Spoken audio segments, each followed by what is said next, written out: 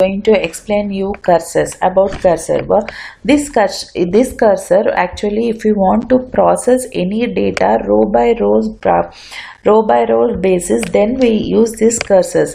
Actually, these cursors, the main components of a cursor are: first we have to declare a cursor, then open a cursor, and we have to fetch the data from the cursor, and we have to close the cursor, and we have to deallocate the cursor.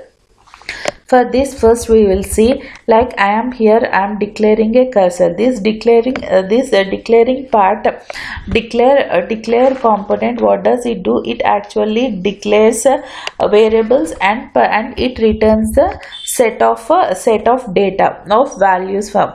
See, if I am declaring a cursor by name employee cursor, and I have a data type like cursor, for select star from employee group details. This is the data which we have in as employee group details. Here, from this employee group details, I have this, it returns actually in declaring part. These are the we have to declare the employee cursor name and other data to which we have to set that it returns a set of values. Okay, then we have to open the cursor. Here I have opened the cursor. There, this is the entering part of the cursor. And then for fetch next means this, if we see, this is the cursor where it's going to start the data retrieving. For the next one we have to see, like next line it will come some. So fetch next from employee cursor into, I am fetching the data from next line to into the all the variables, like these are @employee ID, employee name. Here I have declared all those variables to into which I have to enter the data.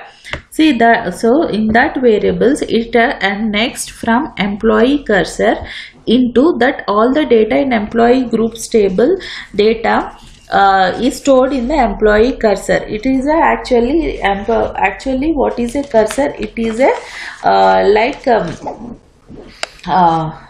what we have to, is a temporary work area, we can say. Here fetching it has entered into this variables, it enters the data while we have to hear the loop, while @fetch status equal to 0, we have to begin print employee ID. I am doing this function employee ID, concatenating all the data. Employee ID has, it is employee ID is an integer value. I am converting into varchar, and I am concatenating all the data: employee ID, employee name, employee salary, department ID. Then fetch next from employee cursor, and again into here, and here am I am printing this, and again it goes to the next level. Like this, until status equal to this condition it passes, the data is printed. See, I am executing this cursor.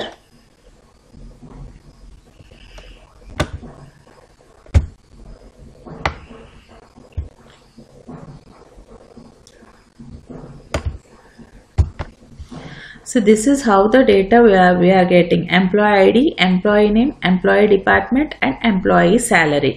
So these are all the data we are getting from the cursor. So this is a basic cursor. Like here I have not declared like whether it is a global or not, or local one, where it is the data is going forward. Fetching options, we have different options. Scroll, we don't have, I did not explain here. For this is a basic cursor, like how to create a cursor and how to fetch data and all those things. In the next video I will be explaining more about this cursor. If you like my video, see, and the next thing is here, or what is another component, I am closing the cursor and deallocating this, closing the cursor where it actually exit part of the cursor. So and I am deallocating the employee cursor. Like here, all the definition, it deletes the cursor definition and releases all the system resources which are associated with this particular cursor. So this is how this cursor, basic concept of a cursor, like how to declare a cursor and how to open a cursor, how to fetch the data from the cursor, and how to deallocate and close the cursors. These are the basic concept of a cursor. Thank you for listening. If you like my video, please subscribe and share my video.